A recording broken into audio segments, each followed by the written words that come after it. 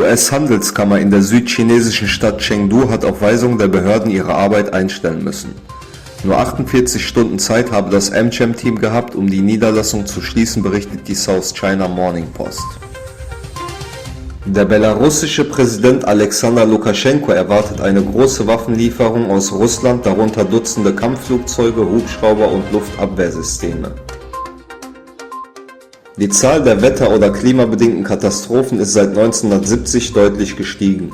Zwischen 2000 und 2009 waren es 5-mal so viele wie in den 70er Jahren, wie die Weltwetterorganisation am Mittwoch in Genf berichtete. Stürme und Überschwemmungen machen fast 80% dieser Katastrophen aus.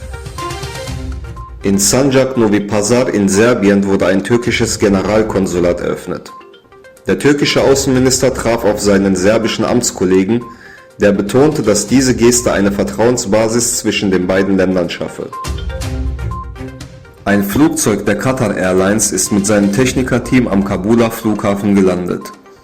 Das Technikerteam soll untersuchen, was erforderlich ist, um den Flughafen wieder in Betrieb zu nehmen. Derweil konnten sich die Taliban und die Kräfte von Ahmed Massoud bisher nicht einigen, die Kämpfe dauern an.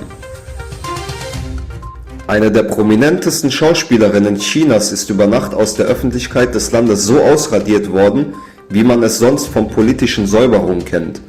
Die Kinofilme und Fernsehserien, in denen Zhao Wei in den vergangenen 20 Jahren mitgespielt hat, sind auf Streaming-Plattformen nicht mehr erhältlich. Die bekannte chinesische Modefirma Shein leugnet, dass sie bei der Auswahl von Arbeitern Uiguren benachteiligen würden. Es wäre eine andere Werbeagentur für falsche Jobanzeigen verantwortlich. BBC berichtet, wie China bereits versucht, den Genozid an Minderheiten zu vertuschen.